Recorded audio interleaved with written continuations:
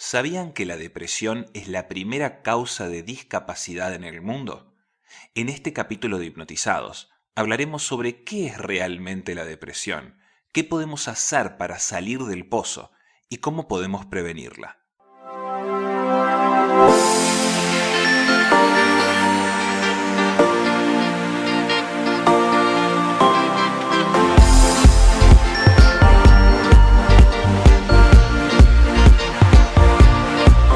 Muy bienvenidos a nuestro episodio número 8 de Hipnotizados. Les habla el doctor Daniel Radesca, creador de Hipnotizados, este podcast donde hablamos sobre hipnosis, depresión, ansiedad y distintas estrategias para mejorar la calidad de vida.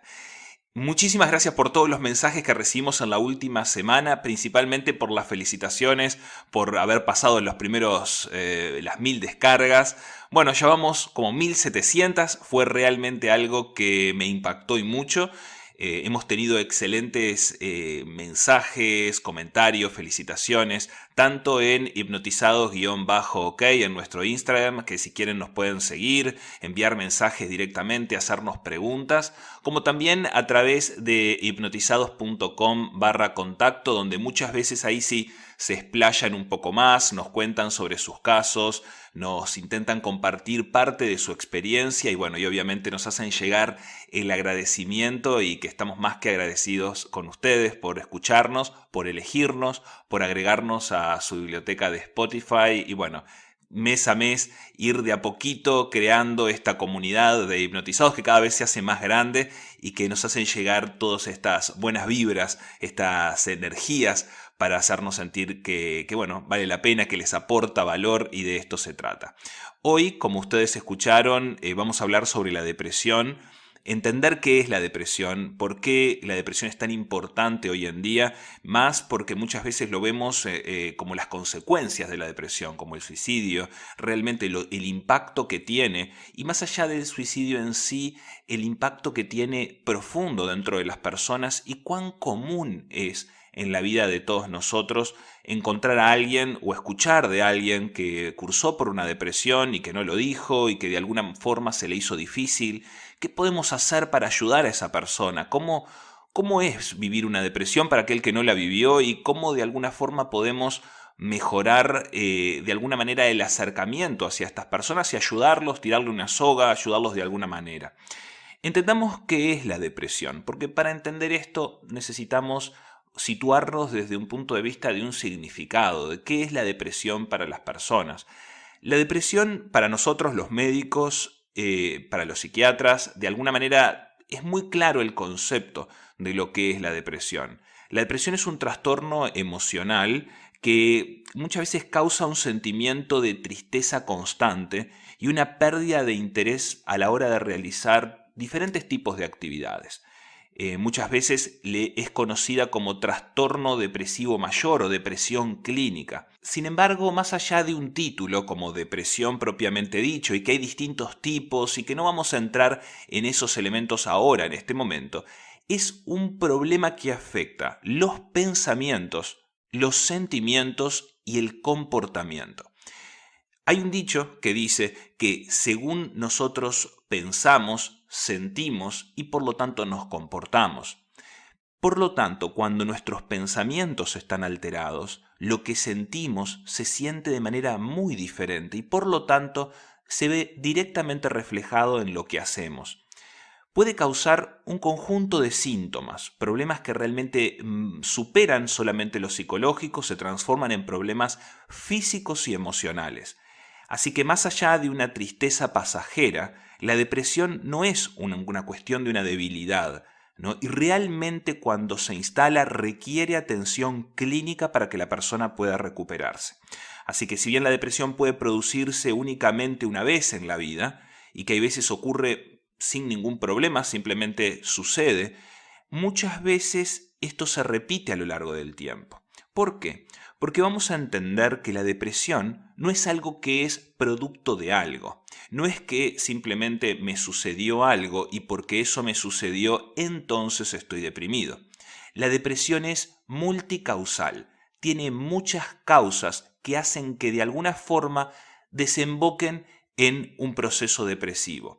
No únicamente se debe a que, por ejemplo, sucedió que murió una mascota y por lo tanto estoy depresivo, sino que murió una mascota en un contexto muy particular, donde tengo un conjunto de herramientas o, mejor dicho, una carencia de ciertos recursos que la muerte de esta mascota, de este animal, me produce una depresión. O sea, se tiene que dar en un terreno fértil y esto muchas veces es importante a la hora de entender que la depresión no se debe a algo, sino a muchas cosas que se dan en un contexto en particular. ¿Por qué lo digo de esta forma? Porque la depresión afecta los tres ejes más importantes de la vida de una persona. Afecta a nivel biológico, a nivel psicológico y a nivel social. A nivel biológico, se ven cosas del estilo como alteraciones del sueño, es un insomnio que ya lo hemos hablado en otros capítulos, pero muchas veces se instala como algo que rompe a los ojos, es mucho más común de lo que uno se imagina, ¿no? Y muchas veces se da por su contraria, o sea, los que no tienen insomnio muchas veces se duermen demasiado porque no logran descansar como corresponde. A nivel biológico también se ve muchas veces la falta de apetito, un adelgazamiento, o se puede ver incluso todo lo contrario, se pueden ver mayores antojos, se ve como una especie de impulso hacia la comida y por lo tanto hasta un aumento de peso. También existe algo que muchas veces cuando se da en otros contextos, por ejemplo a nivel liceal o mientras se está estudiando, a nivel biológico existe una lentitud para razonar, incluso para hablar y para hacer ciertos movimientos. O sea, la depresión afecta directamente el sistema músculo-esquelético, incluso el proceso en el cual nosotros pensamos y cómo viajan esas señales a los músculos. Hay problemas muchas veces físicos que no son explicables, pasa que hay dolores de espalda que parecen que no tienen ninguna representación o son extraños en la persona. Incluso se pueden ver dolores de cabeza que no cumplen con ciertos criterios. O sea, no solo hay un impacto simplemente en lo psicológico, que ya lo vamos a ir viendo, sino que a nivel biológico hay un verdadero cansancio, una falta de energía y por lo tanto pequeñas tareas, cosas muy pequeñas requieren un mayor esfuerzo. A nivel psicológico, es conocida la depresión. Sin embargo, me gusta siempre destacar ciertas cosas, como por ejemplo los sentimientos de tristeza, las ganas de llorar, pero lo más importante acá es que hay un sentimiento que es bastante característico, que es esa sensación de vacío o desesperanza. La idea de que, bueno, no hay futuro, simplemente no puedo ver la luz al final del túnel, no veo que hay un mañana, sino que me quedo encerrado en esa idea y en esos pensamientos que no paran de dar vueltas en la mente.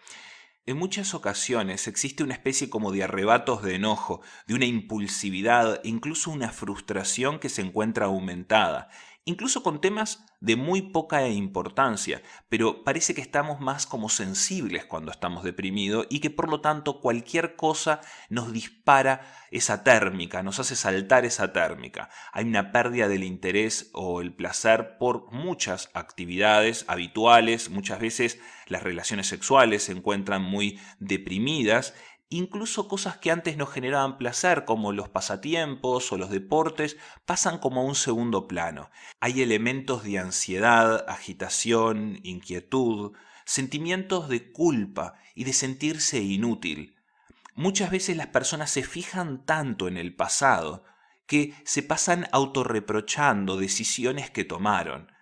Eso les provoca grandes dificultades para pensar, para concentrarse, para tomar decisiones, ya que muchas veces se basan en el pasado como algo tan real que es parte del presente, como si el pasado de alguna forma pudiese predecir el futuro, ¿no? Y se pasan el tiempo recordando cosas.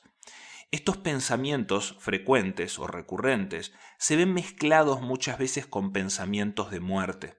Y esto es realmente algo muy impactante, porque esos pensamientos de muerte, esos pensamientos suicidas, muchas veces se ven reflejados en intentos suicidas o suicidios en sí. Por cierto, en Uruguay, si ustedes lo ven así, hay más muertes por suicidio anualmente que por siniestros de tránsito.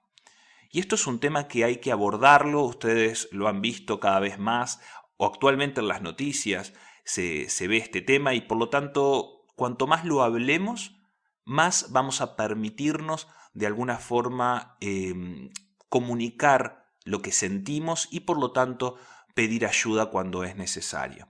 A nivel social, así como vimos lo biológico, lo psicológico, a nivel social, para muchas personas que están cursando una depresión, estos síntomas suelen ser lo suficientemente graves para provocar problemas en esas actividades cotidianas, como por ejemplo el trabajo, la escuela, el colegio, las actividades sociales, las relaciones y los vínculos que nosotros construimos con otras personas. ¿Esto qué es lo que provoca? Que cada vez la persona se aísle más y vaya, como quien dice, entrando en un círculo vicioso, rompiendo los vínculos con el entorno. Las personas pueden empezar como a sentirse infelices o tristes. Imagínense, se afecta su vida biológica, psicológica y social y en general no tienen idea del por qué todo esto ocurre. Pareciera que todo ocurre sin sentido. Según Michael Yapko, uno de mis docentes de California, un médico especialista, quizás uno de los principales exponentes de depresión en el mundo, escribió un libro sobre la depresión que se llama La depresión es contagiosa. Se los recomiendo, pero realmente es un excelente libro, ayuda mucho y más porque tiene ciertos ejercicios dentro que nos permiten situarnos en una posición en la cual podemos hacer cosas para salir del pozo. A ver, dice que la depresión es contagiosa, pero no como una enfermedad, ¿no? Sino que al igual que un virus, metafóricamente, se contagia de persona a persona. Muchos dirán que puede ser porque existe un componente genético dentro de la depresión. Sin embargo, todos los estudios lo que muestran es que solo hay un 0.3% de transmisión genética. Por lo tanto, este contagio, entre comillas, ¿cómo es que se da? Si no es a través de lo genético. Es que se da de alguna forma a través de otras áreas, principalmente a través de lo que nos enseñan. Entendamos que el tratamiento de la depresión es variable y puede ser tratada con fármacos, psicoterapia o ambos. No hay diferencias significativas entre los distintos antidepresivos e incluso para algunas personas no son útiles los antidepresivos. Y esto es porque hay fármacos que sí son efectivos para uno, son efectivos para otros, otros completamente distintos. Sin embargo, sabemos al día de hoy que no es igual con la psicoterapia, no todas las terapias son útiles para la depresión. Lo que muestran los estudios es que las terapias cognitivos conductuales, incluso las interpersonales, presentan mejores resultados que otro tipo de terapias.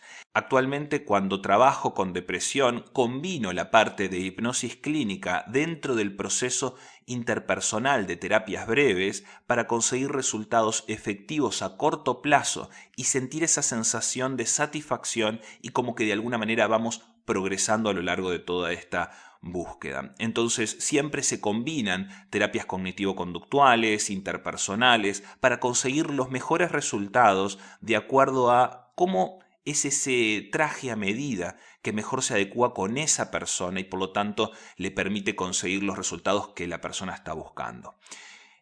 Quiero contarles algo para que entendamos dónde estamos cuando hablamos de depresión. Quiero ponerles un ejemplo. Supongamos que en una habitación tenemos a 100 personas que, por algún medio, no importa cuál, descubrimos que los 100 tenemos la certeza que tienen depresión. De esas 100 personas que tienen depresión, solo 25%, escuchen este número, solo 25 personas de las 100 van a pedir ayuda, van a ir al médico por sus síntomas. Y esto se puede explicar por varias cosas. ¿Por qué el 75% no va? Por un simple hecho. Están tan desesperanzados que piensan que no hay salida y que por lo tanto no importa dónde vayan, van a sentirse siempre igual. Por lo tanto, piensan que no hay un futuro para qué ir al médico, por lo tanto. De estas 25 personas que asisten al médico, los médicos solo diagnostican depresión en 12. ¿Qué significa? Que las otras 12 personas, en este caso vamos a ponerle 13 personas, no tienen el diagnóstico, por más que sí son portadoras de un proceso depresivo. Por lo tanto, de las 12 que de alguna forma son diagnosticadas con depresión y por lo tanto tratadas para esto, solo 8 van a realizar el tratamiento. ¿Por qué? Porque de los que se animaron, de ese 25% que se animó, solo 12% quedó de alguna manera diagnosticado. Pero igualmente se puede sentir tan desesperanzado que dice, ¿y para qué voy a hacer el tratamiento? Por más que fui, pregunté, solo 8 van a continuar con el tratamiento. No sé si ustedes ven lo grave de la situación, pero un 92% de cada 100 personas que cursan una depresión, 92 nunca van a recibir un tratamiento adecuado.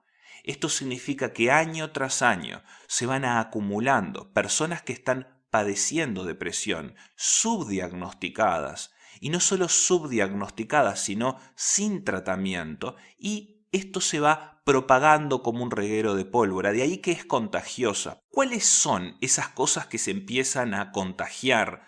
¿No? ¿Cuáles son esas cosas que de alguna manera, al no estar diagnosticados ni tratados, la persona no puede aprender? Y entendamos, en el mejor de los casos que estén tratados solo con fármacos, tampoco van a aprender esto que yo quiero explicarles hoy. Por lo tanto, es tan importante el acompañamiento psicoterapéutico de una depresión porque nos permite aprender habilidades, herramientas para salir y prevenir de alguna forma recaídas en un futuro. Una persona que está cursando una depresión tiene 3 formas de explicarse las cosas que le suceden en el mundo. Supongamos que una persona pierde un examen. Si una persona estaba dando un examen, un adolescente, y está depresivo y pierde un examen, ¿cómo se explica el que perdió el examen? ¿Se lo explica pensando que él de alguna forma es el culpable? ¿Se lo explica como que la culpa lo tienen los docentes, que fueron los que pusieron el examen más difícil? ¿Piensa que lo va a salvar en un futuro? ¿O siempre va a continuar ahí, va a quedarse, como quien dice, trancado en el tiempo? ¿Piensa que todo le fue mal o solo se equivocó en un área? De acuerdo a cómo se explica lo que le sucedió, aumenta la probabilidad de que padezca o no una depresión. Así que vamos a entender cuáles son esas formas de explicarnos las cosas que nos suceden, principalmente las cosas malas. Cuando a una persona le sucede algo, se lo explica y esa explicación nosotros la llamamos atribución. ¿Qué es una atribución? Es la forma con que nosotros nos explicamos las cosas que nos suceden. Entonces, puede haber a lo que se llama una atribución estable. ¿Qué significa? Que pensamos que siempre va a ser igual. Perdí este examen y siempre va a ser igual. No importa qué haga, siempre va a ser igual. Esto se ve muy bien reflejado en un experimento que se hizo hace unos años atrás, hace muchos años atrás, cuando se podían hacer estas cosas que eran horribles, pero se ponía un animal, un perro, dentro de una habitación con unas sirenas que sonaban constantemente. El perro, que no sabía qué hacer dentro de la habitación, se dirigía a un botón rojo que estaba ahí abajo y cuando lo apretaba con el hocico, las sirenas se detenían. De alguna forma, el perro había aprendido a que si con el hocico tocaba el botón, las sirenas, esa molestia en sus oídos, se detenía. Pero ¿qué era lo que hacían los experimentadores en ese momento? Desenchufaban el botón y prendían las sirenas. Automáticamente, el perro se iba directo al botón a apagarlo, pero ahí las sirenas no se apagaban. Entonces no sabía qué hacer el perro, iba, se enroscaba en un rincón de la habitación y se quedaba ahí. Y era ahí cuando los investigadores conectaban nuevamente el botón. Sin embargo, ¿saben qué? El perro nunca volvía a presionar el botón. Eso se llama desesperanza aprendida. El perro había aprendido que no importa qué hiciera, ya no iba a funcionar. Esta atribución estable es una forma de interpretar las cosas que nos suceden, pensar que no importa qué haga, todo va a ser igual siempre. Y eso en realidad es una falsedad. No todo va a ser igual siempre porque todo cambia constantemente. Pero la persona depresiva de alguna forma interpreta que la realidad va a ser así todo el tiempo. Primera atribución, atribución estable. Segunda atribución, atribución global. Si ustedes le preguntan a ese mismo estudiante, ¿y cómo te fue en el parcial? ¿Cómo te fue en el examen? Él dice, todo mal. No tiene la capacidad de decir, me fue mal en esta área. Todo me fue mal. Y al ser global la explicación, la atribución global, de alguna manera yo no puedo distinguir dónde cometí el error y por lo tanto tiendo a perpetuarlo en el futuro. Es muy importante tener un pensamiento específico y tratar de alguna manera, ni todo está tan mal, ni todo está tan bien, simplemente son áreas en la vida que yo puedo ir mejorando de manera distinta. Y por último, algo que me gusta siempre comentarles y es, vamos a poner una situación para la última atribución.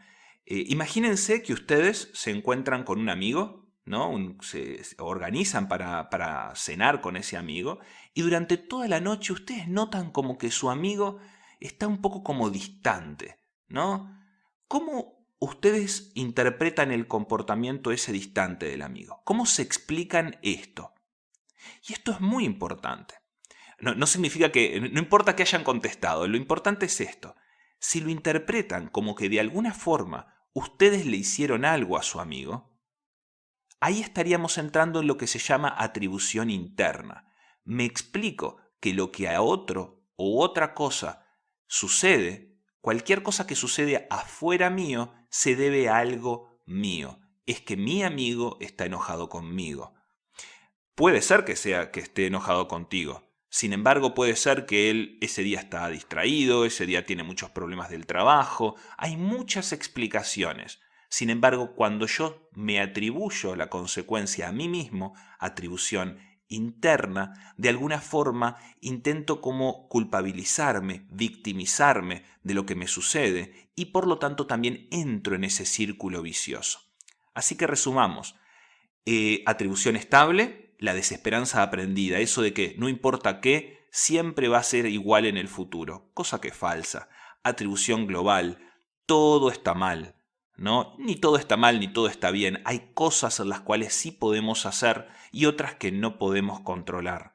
Y lo último, atribución interna, no todo se debe a mí, sino que muchas veces se puede deber a otros elementos que nada tienen que ver conmigo.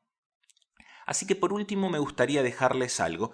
Yo sé que les dejé un montón de información, muchos datos y que ustedes bien saben que esto lo pueden compartir con quien quieran, con alguien que ustedes consideren que está pasando por un mal momento y que les serviría estas palabras para entender qué es la depresión. Pero me gustaría regalarles un pequeño ejercicio que me es muy útil para muchos de los pacientes.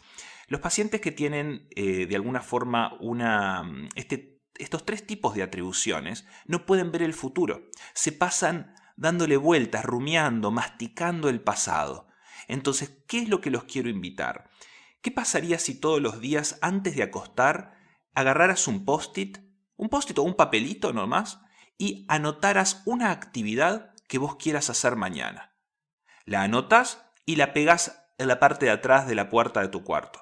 Cosa que al levantarte te recuerdes que eso es lo que vos querés hacer mañana. Y al otro día, cuando te levantes, hacerlo. ¿Qué es lo que ocurre? Cuando yo planifico y luego termino ejecutándolo, haciéndolo al día siguiente, de alguna forma estoy aprendiendo a planificar a pequeños pasos. Y cuando eso lo logro, es un pequeño logro. Pero el hecho de planificar a muy corto plazo me permite a mí generar una sensación de satisfacción y para la persona que realmente está deprimida, eso le genera un pequeño avance y ese pequeño avance parece pequeño, pero avance tras avance y si todos los días yo hago una pequeña actividad y la pronostico el día anterior, voy a estar aprendiendo de que las cosas no siempre son igual, que tengo cierto control para elegir qué es lo que quiero hacer al otro día y que cuando lo ejecuto, por pequeño que sea, me permite a mí generar un pequeño trozo de satisfacción. Espero que toda esta información, sé que es mucho, se nos fue un poco largo el día de hoy, pero me parece que es muy útil, principalmente para aquellos que están cursando una depresión y para los que no, entender cómo es que una persona deprimida vive una depresión. Así que obviamente cualquier consulta, duda, nos pueden seguir directamente por Instagram a hipnotizados_ok o enviarnos siempre sus sugerencias, sus comentarios, sus historias a través de hipnotizados.com/contacto. Pueden agregarnos, como ustedes bien saben, a su biblioteca de Spotify. Para nosotros es un placer estar con ustedes siempre aquí y compartir estas experiencias. Así que ya saben, porque su mente no es un vaso por llenar, sino una lámpara por encender. Nos vemos en el próximo capítulo de Hipnotizados. Chau, chau.